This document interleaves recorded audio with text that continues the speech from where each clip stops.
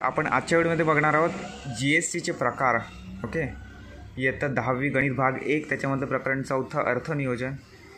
त्याच्यामधलं आपण जीएसटीचे कोणकोणते प्रकार आहेत, कोणकोणत्या प्रकारावरून सरकार कर गोळा करतं ते आपण आजच्या व्हिडिओमध्ये आपण बघणार आहोत. ओके, गेल्या व्हिडिओमध्ये आपण काय बघितलं, जीएसटी म्हणजे काय आणि जीएसटीमध्ये कोणकोणते कर इन्क्लूड केले गेलेले आहेत, म्हणजे वस्तू व सेवा करामध्ये कोणकोणते कर अंतर्भूत करण्यात आलेले आहेत ते आपण गेल्या व्हिडिओमध्ये बघितलं. आणि वस्तू व सेवा कर म्हणजे काय आणि तो कधी लागू करण्यात आला हे आपण गेल्या व्हिडिओमध्ये बघितलं. आणि आजच्या व्हिडिओमध्ये आपण काय बघणार आहोत, वस्तू व सेवा कराचे कोणकोणते प्रकार आहेत. ओके, तर सर्वप्रथम पहिला प्रकार कोणता आहे, CGST.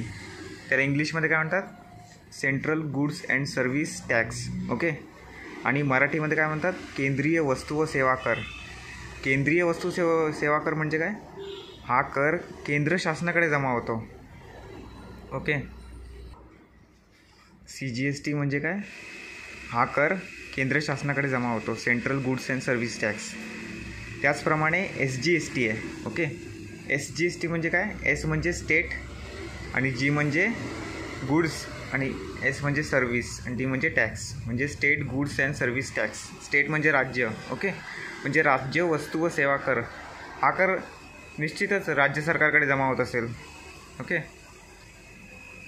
जसा CGST सेंट्रल गव्हर्नमेंट म्हणजे केंद्र शासनाकडे जमा होतो, तसाच SGST राज्य सरकारकडे जमा होतो.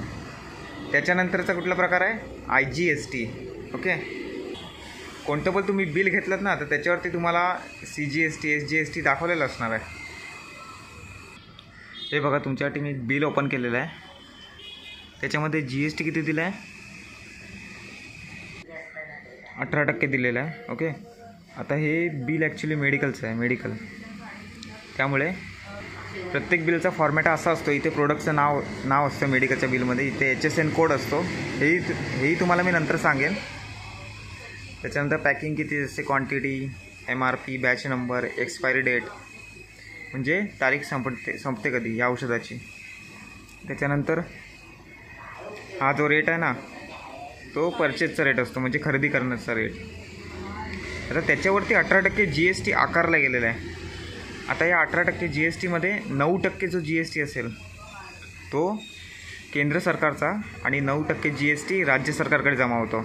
ओके, आता प्रत्येक प्रोडक्टवरती इथे 18% म्हणजे 9% केंद्र सरकार, 9% राज्य सरकार, असा तो डिस्ट्रीब्यूट होतो.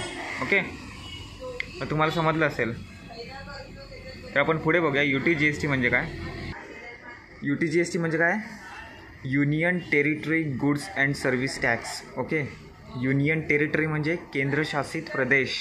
ओके, केंद्रशासित प्रदेश वस्तू व सेवा कर असा याचा अर्थ होतो UTGST. ओके, तर हा कर कोण आकारतं, देशाच्या कोणत्याही केंद्रशासित प्रदेशांना.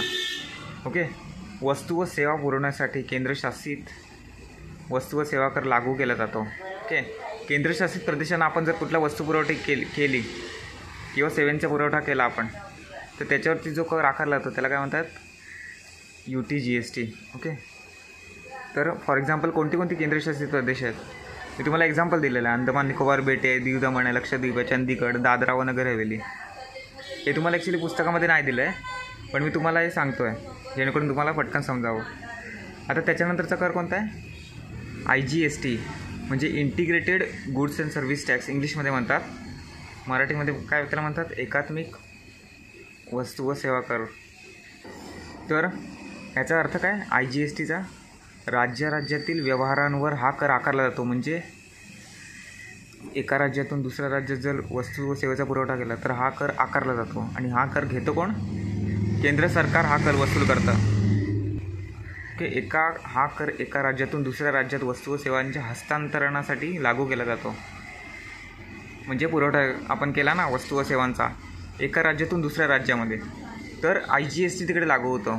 ओके, अशा प्रकारे आजच्या वेळेमध्ये आपण GSTचे प्रकार बघितले. आता पुढच्या वेळेमध्ये आपण काय बघणार आहोत, GST म्हणजे काय आणि GST नंबर आपल्याला का काढावा लागतो आणि काढला तर त्याचं ॲक्च्युली अर्थ काय होतो GST नंबरचा. ओके, ते आपण पुढच्या व्हिडिओमध्ये आपण बघणार आहोत.